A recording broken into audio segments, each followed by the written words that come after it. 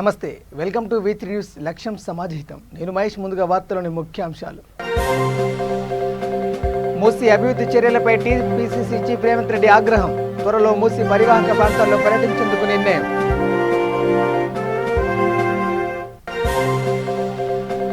విశాఖలో మంత్రి అవంతి ఇంటిని ముట్టడించిన నిరుద్యోగులు. పోలీసులకు నిరుద్యోగులకు తీవ్ర తోపులాట.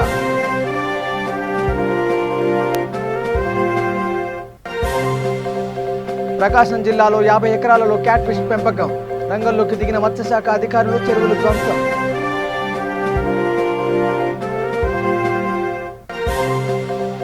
ఖమ్మం జిల్లా వైరాలో సిపిఎం పార్టీ ఆధ్వర్యంలో ధర్నా. 100 పడకల ప్రభుత్వ ఆసుపత్రి నిర్మించాలని డిమాండ్.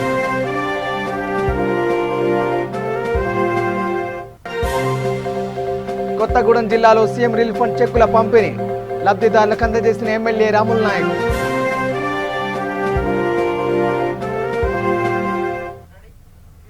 ఇక డీటెయిల్ చూస్తే లింగోచిగూడ డివిజన్కు జరిగిన ఉప ఎన్నికల్లో గెలిచిన కాంగ్రెస్ కార్పొరేటర్ దర్పల్లి రాజశేఖర రెడ్డితో మేయర్ గద్వాల విజయలక్ష్మి ప్రమాణ స్వీకారం చేయించారు. ఈ కార్యక్రమంలో ఎంపీ రేవంత్ రెడ్డి పాల్గొన్నారు. పీసీసీ చీఫ్ ఎంపికైన రేవంత్ రెడ్డికి మేయర్ శుభాకాంక్షలు తెలిపారు. లింగోజిగూడ కార్పొరేటర్ ప్రమాణ స్వీకారానికి రేవంత్ రెడ్డి హాజరయ్యారు. ఈ సందర్భంగా ఆయన మీడియాతో మాట్లాడుతూ తూతూ మంత్రంగా మూసీ అభివృద్ధి చర్యలున్నాయని MP PCC chief Revanth Reddy విమర్శించారు. త్వరలో మూసీ పరివాహక ప్రాంతాల్లో పర్యటించనున్నట్లు తెలిపారు. హైదరాబాద్ నగరం తెలంగాణకు గుండెకాయ అని అన్నారు. ఈ హైదరాబాద్ నగరాన్ని పరిశుభ్రంగా ఉంచితేనే ఫలితమని తెలిపారు. అన్ని రకాల ట్యాక్సులు పెంచారని, 800 కోట్లతో వరద నివారణ చర్యలు చేస్తామని పట్టించుకోలేదని అన్నారు. నాలాలు, చెరువులు కబ్జా చేసుకున్నాక చర్యలు అంటున్నారని మండిపడ్డారు. మంత్రి కేటీఆర్, మున్సిపల్ శాఖ ముఖ్య కార్యదర్శి అరవింద్ కుమార్ ఒక మాఫియాగా ఏర్పడ్డారన్నారు. సీసీ కెమెరాలను నాలాలు, చెరువుల కబ్జాల ప్రాంతాల్లో పెట్టమని చెప్పామని, అయినా ప్రభుత్వం పట్టించుకోవడం లేదన్నారు.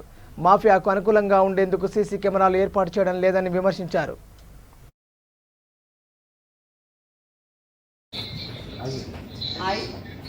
దర్పల్లి రాజశేఖర రెడ్డి అని నేను హైదరాబాద్ మహానగర పాలక సంస్థ సభ్యులుగా శాసనం ద్వారా నిర్మితమైన భారత రాజ్యాంగం పట్ల నిజమైన విశ్వాసం విధేయత చూపుతానని, భారతదేశ సార్వభౌమాధికారాన్ని సమగ్రతను కాపాడుతానని, నేను స్వీకరించబోయే కర్తవ్యాన్ని శ్రద్ధాశక్తులతో నిర్వహిస్తానని నా అంతరాత్మ సాక్షిగా ప్రమాణం చేస్తున్నాను.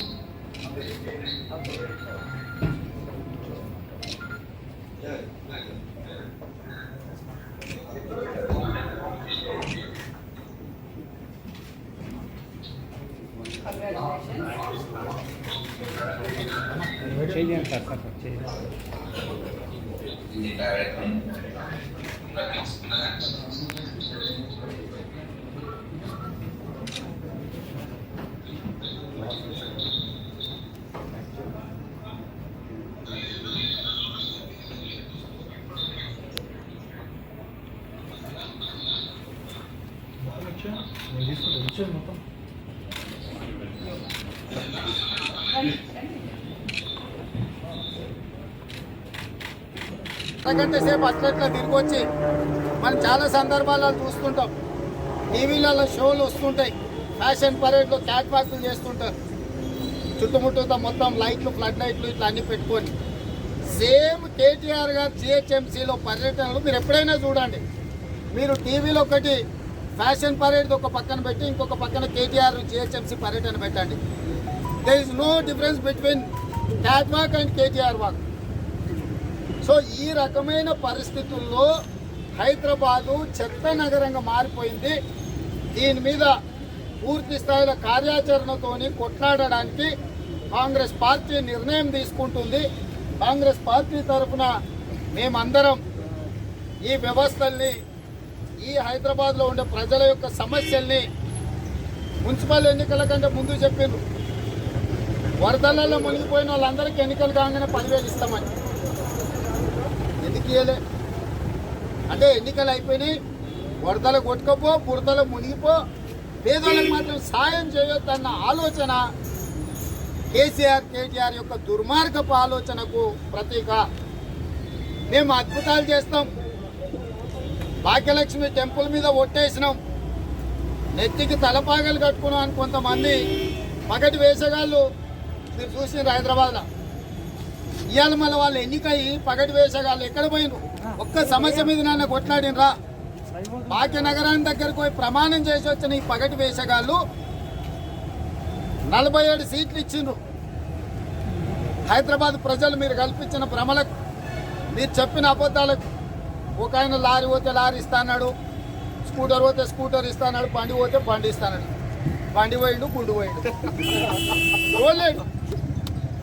ఎన్నికల తర్వాత ఒక్కడైనా వచ్చిన 47 మంది కార్పొరేటర్లు ఉంటే యుద్ధం చేయొచ్చు ప్రభుత్వం మీద, ఈ సమస్యల మీద యుద్ధం చేసి ఉండొచ్చు. ఖాళీ కింద పడేసి బండి ఎక్కడ పోయిండు, గుండు ఇక్కడ పోయిండు, ఎవరు నేను ఆ రోజే చెప్పిన నాకు ఒక 20 నుంచి 30 మందిని అంటే అద్భుతాలు చేసి చూపిస్తా, ప్రజల సమస్యల మీద కొట్లాడతాను. బురదలు మునిగినప్పుడు నేనే కొట్లాడినా, వరద సహాయం కోసం నేనే కొట్లాడినా. ఆ రోజు జిహెచ్ఎంసీ సమస్యల మీద నేనే కొట్లాడినా. డబ్బులు ప్రప్రదంగా మనము లింగోజీ కూడా వార్డ్ 18 నుంచి. ఇక విశాఖలో మంత్రి అవంతి ఇంటి ముందు తీవ్ర ఉద్రిక్తత చోటు చేసుకుంది. మంత్రి అవంతి ఇంటిని ముట్టడించిన ఏపీ నిరుద్యోగులను పోలీసులు అడ్డుకుని అదుపులోకి తీసుకున్నారు. తీవ్రంగా ప్రతిఘటించిన ఏపీ నిరుద్యోగులకు ఇరు వర్గాల మధ్య తోపులాట జరిగింది. దీంతో ఏపీ నిరుద్యోగులు అరెస్ట్ చేసి అక్కడి నుంచి తరలించారు.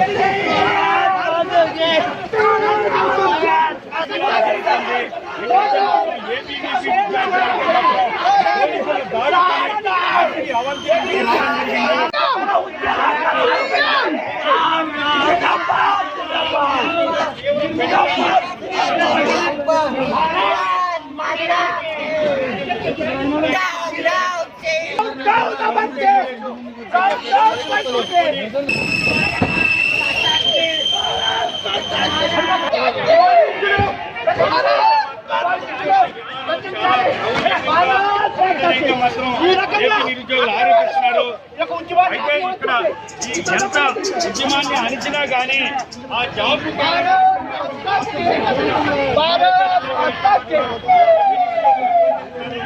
ఎంత అణిచివేస్తే అంత ఈ ఉద్యమాన్ని ఆపలేవు. ప్రతి ఒక్క నిరుద్యోగి కూడా ప్రభుత్వానికి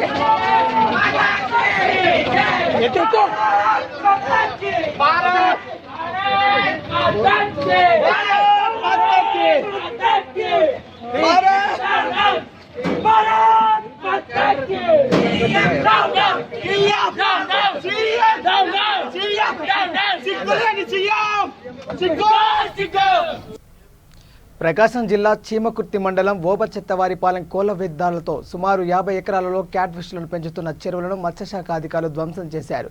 గ్రామ పరిసరాలలో కోళ్ల వ్యర్థాలతో సుమారు 50 ఎకరాలలో క్యాట్ ఫిష్లను పెంచేందుకు చెరువులను తయారు చేసి తమ గ్రామ పరిసరాలు కలుషితం చేస్తున్నారని గ్రామస్తులు పోలీసులకు ఫిర్యాదు చేశారు. రంగంలోకి దిగిన మత్స్యశాఖ అధికారులు జేసీబీలతో ధ్వంసం చేశారు.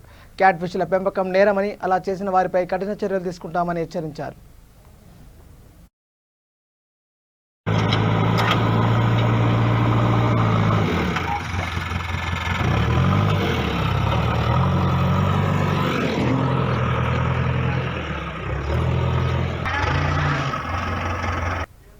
ఖమ్మం జిల్లా వైరా నియోజకవర్గ కేంద్రంలో 100 పడకల ప్రభుత్వ ఆసుపత్రి నిర్మించాలని సిపిఎం పార్టీ ఆధ్వర్యంలో ధర్నా నిర్వహించారు.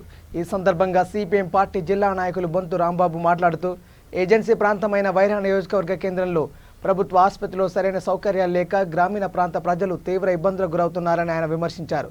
ప్రస్తుతం ఉన్న ప్రభుత్వ ఆసుపత్రి శిథిలావస్థకు చేరిందని, ప్రజల అవసరాలను తీర్చేందుకు నియోజకవర్గ కేంద్రంలో 100 పడకల ఆసుపత్రి నిర్మించాలని ఆయన ప్రభుత్వాన్ని డిమాండ్ చేశారు.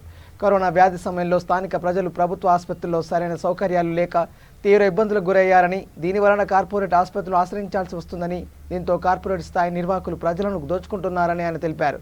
ప్రభుత్వం వెంటనే నియోజకవర్గ కేంద్రంలో 100 పడకల ప్రభుత్వ ఆసుపత్రిని నిర్మించి ప్రజలకు మెరుగైన సౌకర్యాలు అందించాలని ఆయన కోరారు. వైరా వైద్యశాలను అప్గ్రేడ్ చేయాలి. వైరా ప్రభుత్వ వైద్యశాలను అప్గ్రేడ్ చేయాలి. వైరా ప్రభుత్వ వైద్యశాలను వైరా ప్రభుత్వ వైద్యశాల మద్రాస్ సత్తుపల్లితో పాటు వైరాలో 100 పడకల ఆసుపత్రిని మద్రాస్ సత్తుపల్లితో పాటు 100 పడకల ఆసుపత్రి వైరాలో 100 పడకల ఆసుపత్రిని వైరాభివృద్ధి పట్ల రాష్ట్ర ప్రభుత్వ నిర్లక్ష్య వైఖరి వైరాభివృద్ధి పట్ల రాష్ట్ర ప్రభుత్వ నిర్లక్ష్య వైఖరి వైరాభివృద్ధి పట్ల రాష్ట్ర ప్రభుత్వ నిర్లక్ష్య వైఖరి నిర్మించాలి. వైరా నియోజకవర్గ కేంద్రంలో 100 పడకల ఆసుపత్రిని వైరా నియోజకవర్గ కేంద్రంలో 100 పడకల ఆసుపత్రి. పేద ప్రజలు అనేక మంది అనారోగ్యానికి గురయ్యి తమ యొక్క ఆస్తులు కోల్పోవడం, కుటుంబ సభ్యుల ప్రాణాలు కోల్పోవడం జరిగింది. రాష్ట్ర ప్రభుత్వం కూడా ఇటీవల కాలంలో వైద్యం మీద దృష్టి పెడుతున్నట్టుగా వరంగల్లో ఉన్నటువంటి ఎంజిఎం ఆసుపత్రిని అక్కడ జైల్లోకి మార్చేదానికోసం 30 అంతస్తుల బిల్డింగ్ కట్టి పెద్ద ఆసుపత్రిని హెల్త్ హబ్గా వరంగల్ను తీర్చిదిద్దేదానికోసం ముఖ్యమంత్రి గారు ఇటీవల శంకుస్థాపన చేశారు. హైదరాబాద్లో 4 సూపర్ స్పెషాలిటీ ఆసుపత్రులు కూడా మంజూరు చేశారు. ఖమ్మం జిల్లాలో సత్తుపల్లి, మదర్లో ఉన్నటువంటి ప్రభుత్వ వైద్యశాలని 100 పడకల ఆసుపత్రిగా అప్గ్రేడ్ చేస్తూ రాష్ట్ర ప్రభుత్వం రాష్ట్ర మంత్రివర్గం కూడా నిర్ణయం తీసుకుంది. కానీ ఒక సత్తుపల్లి నియోజకవర్గం, మదర్ నియోజకవర్గంతో పాటు వైరా నియోజకవర్గం ఇది గిరిజన నియోజకవర్గం. ఇక్కడ ఎక్కువ మంది గిరిజనులు, దళితులు, బీసీ వర్గాలు, పేదలు ఎక్కువ మంది నివసించే నియోజకవర్గం వైరా నియోజకవర్గ కేంద్రం. ఇక్కడ గతంలో అనేక సంవత్సరాల నుంచి వైద్య కేంద్రంగా, విద్యా కేంద్రంగా వైరా ఉంది. ఈ ప్రభుత్వ వైద్యశాలను 100 పడకల ఆసుపత్రిగా మార్చితేనే ప్రజల యొక్క ప్రాణాలు దక్కే అవకాశం ఉంటుంది. కాబట్టి రాష్ట్ర ప్రభుత్వం, రాష్ట్ర మంత్రివర్గం ఏదైతే ఖమ్మం జిల్లాలో మదిరా, సత్తుపల్లిలో 100 పడకల ఆసుపత్రి నిర్మాణం చేయాలని నిర్ణయించిందో దాన్ని సిపిఎం పార్టీగా స్వాగతిస్తున్నాం. ముఖ్యమంత్రి గారి రాష్ట్ర మంత్రివర్గం నిర్ణయాన్ని హర్షిస్తున్నాం. ఈ వైరా నియోజకవర్గం పట్ల ఎందుకు మీరు వివక్షత చూపుతున్నారని చెప్పి ప్రశ్నిస్తా ఉన్నాం. అందుకని వైరా నియోజకవర్గం అంటే వైరా నియోజకవర్గంలో ఉన్న వైరా కొణిజలతో పాటు పక్కనే ఉన్న తల్లాడ కానీ, అటు వైరా నియోజకవర్గంలో ఏన్కూరు కానీ, ఈ అన్ని ప్రాంతాలకి ఒక ఖమ్మం జిల్లాకి ఇవాళ సెంటర్ పాయింట్గా వైరా అనేది ఉంది. భద్రాద్రి కొత్తగూడెం జిల్లా జూలూరుపాడు మండల కేంద్రంలోని ఎమ్మెల్యే క్యాంపు కార్యాలయంలో సీఎం రిలీఫ్ ఫండ్ చెక్కులు పంపిణీ చేశారు. ఎమ్మెల్యే లావుడియా రాములు నాయక్ చేతుల మీదుగా 23 మంది లబ్ధిదారులకు 5 లక్షల రూపాయల విలువ గల చెక్కులను అందజేశారు. ఈ కార్యక్రమంలో ప్రజాప్రతినిధులు, అధికారులు పాల్గొన్నారు.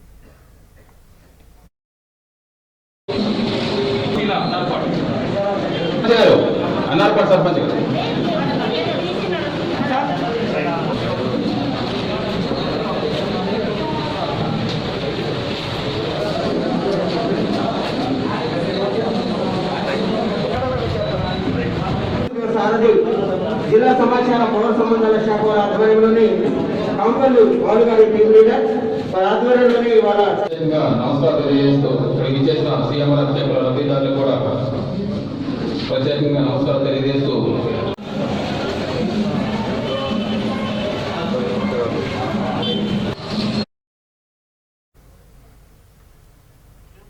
రంగారెడ్డి జిల్లా Badangpet municipal corporation mayor Chigirintha పారిజాత నరసింహారెడ్డి అత్యాహారంపై కార్పొరేటర్లతో సమావేశం నిర్వహించారు. ఈ కార్యక్రమంలో బీజేపీ కార్పొరేటర్లు మాట్లాడుతూ గత సంవత్సరం నాటిన మొక్కలు కనీసం 50% కూడా బతకలేని, వాటి ఎదుగుదలపై దృష్టి పెట్టకుండా మళ్లీ ఈ ఏడాది కూడా మొక్కలు నాటేందుకు నిర్ణయం తీసుకున్నారని, ఇది కేవలం కమిషన్ల కోసమేనని విమర్శించారు.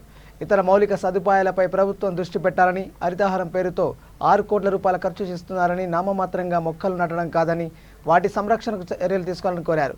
అదేవిధంగా వర్షాకాలం సమీపిస్తున్న నేపథ్యంలో రోడ్లపై నీరు నిలవకుండా చర్యలు తీసుకోవాలని చెప్పారు.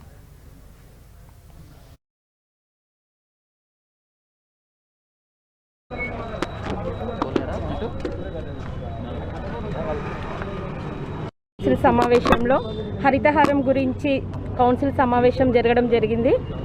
దీని గురించి లాస్ట్ ఇయర్లో ఉన్నటువంటి మిగులు బడ్జెట్ మేము అడిగినప్పుడు దానికి సరైన లెక్కలు చూపించడం లేదు. మాకు క్లారిఫికేషన్ ఇవ్వమంటే అది ఇవ్వడం జరగదని చెప్పారు. కేసీఆర్ గారు ఈ గ్రీన్ బడ్జెట్ పేరు మీద ఎన్నో నిధులని దుర్వినియోగం చేస్తూ అది సక్సెస్ కాకపోయినా దానిపైనే చేస్తూ ఉన్నారు. చెట్లను పెడుతున్నారు, దాన్ని కాపాడుకోవడానికి స్టాఫ్ని ఎందుకు ఇవ్వట్లేరు, లేబర్ని ఇవ్వట్లేరు. ఉన్న చెట్లనే చూసుకోవడానికి శానిటేషన్కి వాళ్ళే చేయాలి. ఇంకా ప్రతిదానికి ఉన్న వాళ్ళనే ఈ చెట్లకి సపరేట్ చూడమంటే వాళ్ళకి టైం కుదరడం లేదు. ఒక్కొక్క డివిజన్కి 7 మెంబర్స్నే ఇచ్చారు ఈ శానిటేషన్ సిబ్బందిని. వాళ్ళు అక్కడ చూసుకుంటారా, ఈ చెట్లను కాపాడుకుంటారా? ఉన్న చెట్లకే సరిపోవడం లేని వాళ్ళు ఇంకా మిగతా వాటిని ఎలా చూసుకుంటారు? దానికి మాకెవరు కూడా క్లారిఫికేషన్ ఇవ్వట్లేరు మున్సిపల్ తరఫున. ఇంకా మాకు వస్తున్నటువంటి కేంద్రం నిధులు ఎక్కువగా వస్తున్నాయి, వాటి గురించి కూడా మాకు ఏ క్లారిఫికేషన్ లేదు. వచ్చేటివి కేంద్రం నిధులు, వాడుకునేటివి రాష్ట్ర ప్రభుత్వం. మాకు ఇలా 14th ఫైనాన్స్ కింద మాకు ఇస్తున్నటువంటి ఏవి కూడా మాకు తెలియజేయడం లేదు. కాబట్టి ఈ హరితహారం పేరు మీద దుర్వినియోగం చేయకుండా వాటిని ఇప్పుడు వచ్చేది మళ్ళీ వర్షాకాలం, లాస్ట్ ఇయర్లో వచ్చినటువంటి ఫ్లడ్స్ కారణంగా ఎన్నో నాలాలు, ఎన్నో కాలనీలు కూడా ముంపుకు గురయ్యాయి. వాటిపైన దృష్టి సాధించకుండా ఇప్పుడు మళ్ళీ హరితహారం పేరు మీద చేస్తున్నారు. దానితో పాటు వీటిని ఎందుకు డెవలప్మెంట్ చేయట్లేదు? ఇప్పుడు మళ్ళీ వచ్చేది వర్షాకాలంలో ప్రజలు ఎంత ఇబ్బంది అవుతున్నారు, దాని గురించి కేసీఆర్కి ఏం పట్టింపు లేదా? దానివల్ల ఎందుకు సీసీ రోడ్లు కానీ డ్రైనేజ్ వ్యవస్థ కానీ ఎందుకు పెట్టట్లేరు నిధులని? హరితహారం ఒక్కటే ఉందా కేసీఆర్కి? ప్రజల సమస్యలు వేరేటివి ఏవి కూడా కనబడట్లేదా? దయచేసి కేసీఆర్ కూడా ప్రజల సమస్యలను కూడా దృష్టిలో పెట్టుకొని వాటి గురించి ఆలోచించాల్సిన అవసరం చాలా ఉంది. ప్రత్యేక కౌన్సిల్ సమావేశం హరితహారం ప్రోగ్రాం పైన చేయడం జరిగింది. గత సంవత్సరం 2020-21 వార్షిక బడ్జెట్లో 66 కోట్ల వార్షిక బడ్జెట్కి 10% గ్రీన్ బడ్జెట్ కింద హరితహారంకి తీసుకోవడం జరిగింది. దాంట్లో వివిధ కౌన్సిల్ సమావేశాల్లో 3,73,00,000 రూపాయలు మేము కౌన్సిల్ తీర్మానం చేయడం జరిగింది. ఈరోజు ప్రత్యేక సమావేశంలో 3,10,00,000 తీర్మానం చేయడం జరిగింది. ఈరోజు ప్రత్యేక సమావేశంలో మేము అధికారులని ఆ తీర్మానం కాపీలు ఇవ్వమని అడిగితే 1,47,00,000 రూపాయలు ఇప్పుడు ఖర్చు చేసినాము, మిగతాది వివిధ వేరే అభివృద్ధి కార్యక్రమాలకు వాళ్ళను కేటాయించమని చెప్పడం జరిగింది. దీంట్లో కూడా వాళ్ళని గట్టిగా అడిగితే ఏంటంటే వాళ్ళు వార్షిక బడ్జెట్లో 10% ఖచ్చితంగా మ్యాండేటరీగా హరితహారం గ్రీనరీకి కేటాయించాలని చెప్పి స్ట్రిక్ట్ ఖచ్చితమైన కలెక్టర్ నుంచి ఆదేశాలని చెప్పడం జరిగింది. అలా చెప్పినప్పుడు 66 కోట్ల బడ్జెట్లో 6,60,00,000 రూపాయలు బడ్జెట్ కింద కేటాయించాలి. కానీ దాంట్లో ఇప్పటివరకు తీర్మానాలు 3,10,00,000 చేయడం జరిగింది. దాని ఖర్చు కూడా 1,40,00,000 చేయడం జరిగింది. దీన్ని మేము అధికారులను ప్రశ్నించడం జరిగింది. దీంట్లో భాగంగా సుమారుగా 45,000 చెట్లు మొక్కలు గత సంవత్సరం కాలంగా హరితహారం ప్రోగ్రాంలో నాటడం జరిగింది.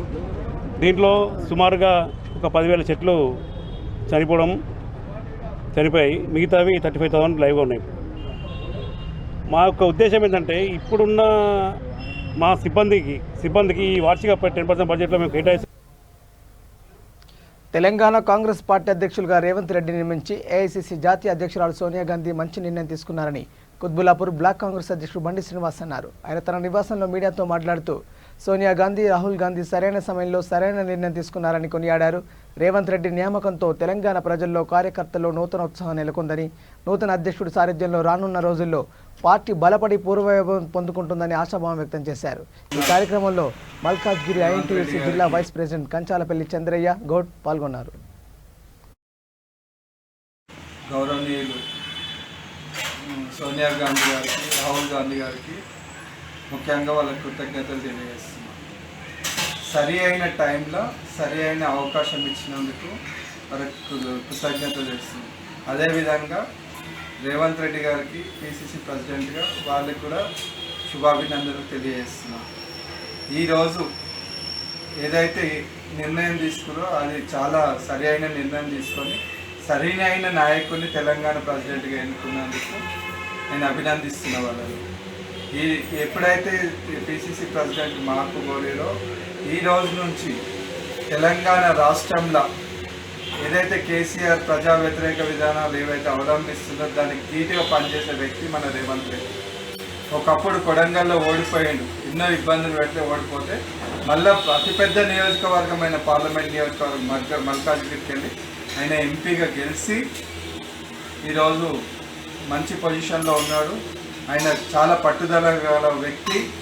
ఆయన అందరినీ సీనియర్లను జూనియర్లను అందరినీ కలుపుకొని పోయే వ్యక్తి. ఇట్లాంటి వ్యక్తికి పిసిసి ప్రెసిడెంట్ ఇవ్వడం చాలా శుభ పరిణామం. ఇక ఇప్పుడు శురువైంది ఆట ఇప్పుడు శురువైతుంది. ఇప్పుడు రేవంత్ రెడ్డి గారు పిసిసి అధ్యక్షులు అయిన తర్వాత ఇక ఉన్న కాన్స్టిట్యున్సీ కానీ ప్రతి జిల్లా తిరుగుకుంటూ మా కుత్బుల్లాపూర్ ముఖ్యంగా మా దగ్గర ఎమ్మెల్యే అయిననే ఎంపీ అయిన, మాకు ఎంపీ అయిన ఆయననే ఎమ్మెల్యే అయిన ఆయననే. అవి కుత్బుల్లాపూర్లో కూడా మంచి మంచి వ్యక్తులు మా ఇక్కడికి వెళ్ళి పోయిన వాళ్ళు, కాంగ్రెస్ పార్టీలోకి వెళ్ళి పోయిన వాళ్ళు కూడా మళ్ళీ వచ్చే అవకాశాలు ఉన్నాయి. మంచి క్యాడర్ తయారవుతుంది. ఇవాళ టీఆర్ఎస్ పార్టీకి కానీ అక్కడ కేంద్రంలో బీజేపీ పార్టీకి కానీ ధీటైన వ్యక్తిని నియమించినందుకు సోనియా గాంధీ గారికి, రాహుల్ గాంధీ గారికి కృతజ్ఞతలు తెలియజేస్తూ రాబోయే కాలంలో 2023లో కాంగ్రెస్ జెండా ఎగరేస్తాం. తప్పకుండా మా రేవంత్ రెడ్డి గారు సీఎం అవుతారు. తప్పకుండా. వరంగల్ జిల్లా కాజీపేటలోని సిద్ధార్థ నగర్ వడ్డపల్లి చెరువుకట్టపై వెలిసిన శ్రీ సుబ్రహ్మణ్యేశ్వర స్వామి దేవాలయంలో మహాకుంభాభిషేక మహోత్సవాలు ఘనంగా ప్రారంభమయ్యాయి. పేరు ప్రఖ్యాతలుగాంచిన శ్రీ సుబ్రహ్మణ్యేశ్వర స్వామి దేవాలయంలో మహాకుంభాభిషేక మహోత్సవాల్లో భాగంగా ఆలయంలో శాశ్వత ధ్వజస్తంభ ప్రతిష్టాపన, శ్రీ శివాలయ ప్రతిష్టాపన, సహస్రలింగ ప్రతిష్టాపన కార్యక్రమాలను లాంఛనంగా వరంగల్ భద్రకాళి దేవస్థానం ప్రధాన అర్చకులు భద్రకాళి శేషు నిర్వహించనున్నారు.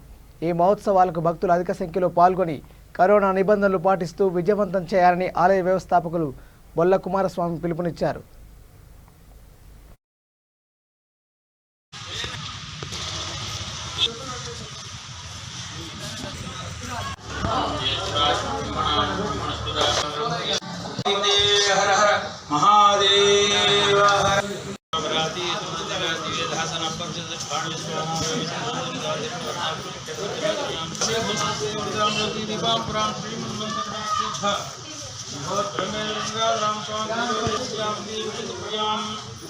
యదా యదా హి ధర్మస్య గ్లానిర్భవతి భారత అభ్యుత్థానమధర్మస్య తదాత్మానం సృయామ్యహం అని. ధర్మగ్లాని ఎప్పుడైతే సంభవిస్తుందో అప్పుడు నేను అవతరిస్తాను, ధర్మ సంస్థాపన చేస్తాను అని పరమాత్ముడు అన్నట్టు,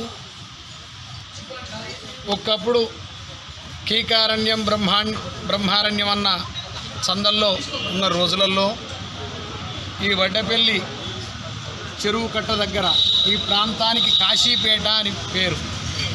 ఇక్కడ ఈ కాశీపేటకు ఇప్పుడు కాలక్రమాన అది కాశీపేట అయింది.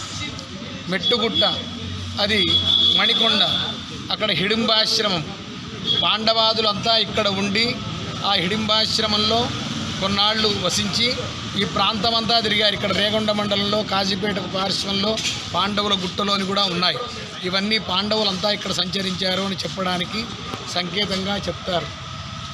అట్లాగే ఈ ప్రాంతంలో నేనున్నాను, నన్ను ఆరాధించండి అని ఈ ఆలయ వ్యవస్థాపకులు శ్రీమాన్ బోళ్ళ కుమారస్వామి గారికి స్వామివారు స్వప్నంలో ఆదేశించడం, తర్వాత పెద్ద మనుషులంతా కలిసి ఈ ప్రాంతానికి వచ్చి ఆ స్వామిని దర్శించడం, చూడడం, స్వామివారు ఒక అర్చామూర్తి స్వరూపంలో బయటపడడం, తర్వాత స్వామివారికి సుందర భవ్య మందిర నిర్మాణం బోళ్ళ కుమారస్వామి గారు చేసి స్వయం తీర్థ పరాంతార, ఇది తాను తరిస్తూ 10 మందిని తరింపజేయాలి మనుష్య జన్మలో అన్న ఆ పరమార్థంతో సకల జనుల శ్రేయస్సు కోసం ఇక్కడ అనేక ప్రతిష్టాది కార్యక్రమాలు సంకల్పించారు. ఆలయానికి పరిపూర్ణత్వం రావాలి అంటే ధ్వజస్తంభం ఉండాలి, అట్లాగే ఒక శివాలయం, సహస్రలింగం, ఇట్లా మళ్ళీ మంచి సాలగ్రామ శిలలో మూర్తులు ఉండాలి. అందుకోసం కొంచెం జీర్ణమైన మూర్తుల స్థానే మంచి సాలగ్రామ శిలలో మూర్తులను చెక్కించి శంకరునికి సుందర భవ్య మందిర నిర్మాణం ఇక్కడ చేశారు. సహస్రలింగ ప్రతిష్ఠ ఎందుకు అంటే ఆత్మార్థ ప్రతిష్ఠ, పరార్థ ప్రతిష్ఠ అనేది ఆలయంలో శంకరునికి అర్చకుడు మాత్రమే చేస్తాడు. అయితే మన సంప్రదాయం తెలంగాణ ఏమిటి అంటే అన్ని సంప్రదాయాలకు ఆలవాలం. ఇక్కడ హిందీ వాళ్ళు, అరబ్ వాళ్ళు, ఒక్కళ్ళేమిటి అందరూ ఉంటారు. ఎవరెవరు వాళ్ళ సంప్రదాయాల్ని మనకు చెప్తూ ఉంటే మనం అందరినీ స్వీయ ఆచరణ. రాజన్న సిరిసిల్ల జిల్లా వేమలవాడలో అనాథ పిల్లలకు అండగా నిలుస్తుంది టీఆర్కే ట్రస్ట్. టీఆర్కే ట్రస్ట్ ఆధ్వర్యంలో ట్రస్ట్ వ్యవస్థాపకులు ప్రముఖ ఎన్ఆర్ఐ తోట రామ్ కుమార్ ఎన్నో కార్యక్రమాలు నిర్వహించారు. ఇందులో భాగంగా ట్రస్ట్ డైరెక్టర్ మహేష్ కుమార్ కుమారుడు హర్షవర్ధన్ పటేల్ 2వ జన్మదినం సందర్భంగా కొనరావుపేట మండలంలో ట్రస్ట్ వర్కింగ్ టీం సభ్యులు పేద విద్యార్థులకు కుటుంబాలకు నిత్యావసర సరుకులతో పాటు ఆర్థిక సహాయం అందించారు. ఈ కార్యక్రమంలో ట్రస్ట్ సభ్యులు రాకేష్, తోట దీపక్, విజయ్ యాదవ్, ప్రతాప్ తదితరులు పాల్గొన్నారు.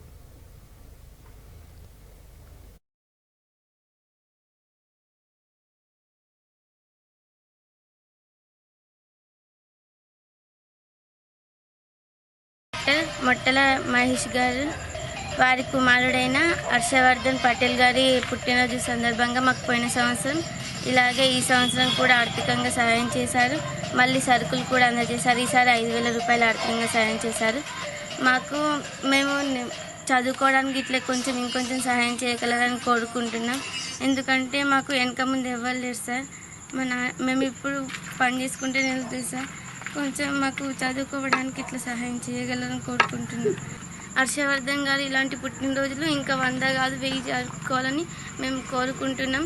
ఇలాంటి మహానుభావులు ఉండడం వల్ల మాలాంటి నిరుపేదలకు కొద్దిగా సహాయం అందుతుంది. Thank you sir. ఇట్లాంటి వాళ్ళు ఇంకా ముందుకు వచ్చి మాలాంటి నిరుపేదలకు సహాయం చేయగలరు. మండలం మర్తనపేట గ్రామంలో గుమ్మడిదారి భవానీ, విష్ణు వాళ్ళ తల్లిదండ్రులు కోల్పోవడంతో వాళ్ళు అనాథలైనప్పటికీ పోయిన సంవత్సరం వారికి ఆర్థిక సాయం మరియు సరుకులు అందించడం జరిగింది. ఇవి మొట్టల మహేష్ టీఆర్కే ట్రస్ట్ డైరెక్టర్ గారి తనయుడి పుట్టినరోజుకు కానుకగా వీరికి ఇప్పుడు మళ్ళీ 5,000 రూపాయల ఆర్థిక సాయం, వారికి నెలకు సరిపడా సరుకులను అందించడం జరిగింది. ఇలాగే వారు ప్రతి సంవత్సరం కూడా అందిస్తారని చెప్పి హామీ ఇవ్వడం జరిగింది. వారి కొడుకు హర్షవర్ధన్ గారి పుట్టినరోజు వేడుకల కోసం అని చెప్పి ఇవి వారు ఇవ్వడం జరిగింది.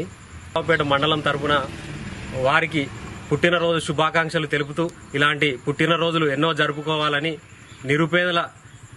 నిరుపేదలకు వారు బాసటగా నిలవాలని మా టీం తరఫున కోరుతున్నాం. రావుపేట మండలం మర్తనపేట గ్రామంలో నిరుపేద కుటుంబమైనటువంటి భవానీ, భార్గవి, విష్ణు వారికి ఈరోజు టీఆర్కే ట్రస్ట్ డైరెక్టర్ ముట్టల మహేష్ కుమారుడి హర్షవర్ధన్ పటేల్ పుట్టినరోజు సందర్భంగా నిత్యావసర సరుకులు 5,000 రూపాయల ఆర్థిక సాయం చేయడం జరిగింది.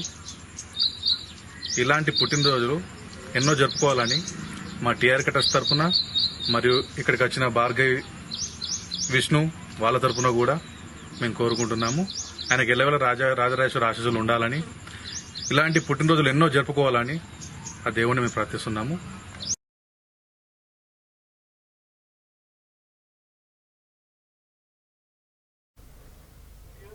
బులెటిన్ ముగించే ముందు హెడ్లైన్స్ మరోసారి. మూసీ అభివృద్ధి చర్యలపై టీపీసీసీ చీఫ్ రేవంత్ రెడ్డి ఆగ్రహం. త్వరలో మూసీ పరివాహక ప్రాంతాల్లో పర్యటించేందుకు నిర్ణయం.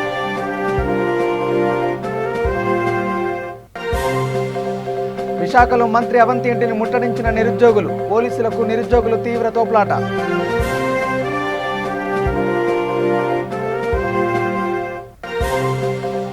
ప్రకాశం జిల్లాలో 50 ఎకరాలలో క్యాట్ ఫిష్ పెంపకం. రంగంలోకి దిగిన మత్స్యశాఖ అధికారులు, చోరీలు ధ్వంసం.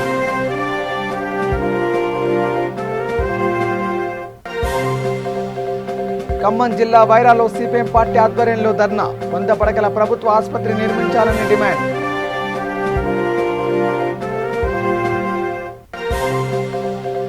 కొత్తగూడెం జిల్లాలో సీఎం రిలీఫ్ ఫండ్ చెక్కులు పంపిణీ. లబ్ధిదారులకు అందజేసిన ఎమ్మెల్యే రాముల్ నాయక్.